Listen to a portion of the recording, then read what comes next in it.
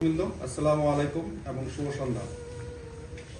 অমানবিক কুশিনের শিকার বহুল আলোচিত অন্তঃসত্ত্বা ভারতীয় নারী সোনালী খাতুনকে বিএসএফ এর নিকট হস্তান্তর প্রসঙ্গে বিএসএফ এর অমানবিক কুশিনের শিকার বহুল আলোচিত অন্তঃসত্ত্বা ভারতীয় নারী সোনালী খাতুন ও তার পরিবারকে মানবিক দিক বিবেচনায় আজ চাঁপাইনবাবগঞ্জ সোনা মসজিদ আইসিবি দিয়ে বিএসএফ এর নিকট হস্তান্তর করা হয়েছে।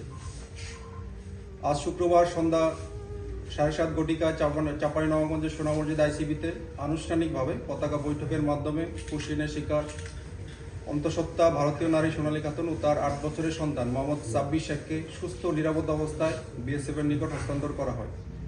এ সময়ে অত্র ব্যাটালিয়ন অধিনায়ক লেফটেন্যান্ট কর্নেল গোলাম কিবরিয়া, পুলিশ এবং জেলা প্রশাসনের প্রতিনিধিরা উপস্থিত ছিলেন। উল্লেখ্য, গত 25 জুন 2025 তারিখে ভারতীয় সীমান্তরক্ষী বাহিনী বিএসএফ কুড়িগ্রাম সীমান্ত দিয়ে 6 জন ভারতীয় নাগরিককে জোরপূর্বক বাংলাদেশে পুশিন করে। পুশিনের পর উক্ত ভারতীয় নাগরিকগণ চাঁপাইনবাবগঞ্জ জেলায় প্রবেশ করলে স্থানীয় আইন শৃঙ্খলা রক্ষাকারী বাহিনী তাদের অবৈধ অনুপ্রবেশের দায়ে গ্রেপ্তার করে এবং গত 22 আগস্ট 2025 তারিখে আদালতের নির্দেশে জেল হাজতে প্রেরণ করা হয়। আটককৃত ব্যক্তির মধ্যে 35 সপ্তাহের অন্তঃসত্ত্বা ভারতীয় নারী সোনালী খাতুন ছিলেন এবং তার 2 জন নাবালক শিশু ছিল। মানবিক বিবেচনায় আদালত 2 ডিসেম্বর 2025 তারিখে তাদেরকে স্থানীয় জিম্মায় প্রদান করে এবং কূটনৈতিক তৎপরতার মাধ্যমে দেশে ফেরত পাঠানোর নির্দেশ প্রদান করে। অন্তঃসত্ত্বা নারী ওই 2 শিশুকে পুশিন করায় সৃষ্ট মানবিক ঝুঁকি এবং আন্তর্জাতিক মানবাধিকার লঙ্ঘনের বিষয়টি নজরে রেখে স্বরাষ্ট্র মন্ত্রণালয় ও বিজিবি সদর দপ্তর কূটনৈতিক পর্যায়ে নিবিড় যোগাযোগ স্থাপন করে উভয় দেশের সম্মতিতে ভারতের নাগরিকদের নিজ দেশে ফেরত পাঠানোর সিদ্ধান্ত গৃহীত হয়। এরই ধারাবাহিকতায় আজ তাদেরকে সসম্মানে নিজ দেশে ফেরত পাঠানো হলো। হস্তান্তর শেষে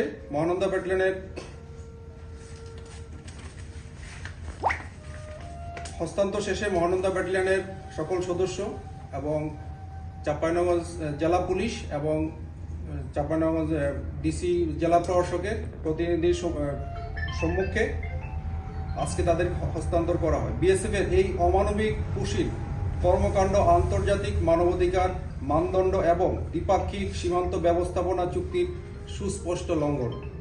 কুশিনের এই কর্মকাণ্ড দীর্ঘদিন ধরে সীমান্ত এলাকায় মানবিক সংকটের সৃষ্টি করেছে এবং উভয় দেশের সৌহার্দ্যপূর্ণ সীমান্ত ব্যবস্থাপনার পথে প্রতিবন্ধকতা হিসেবে চিহ্নিত হচ্ছে।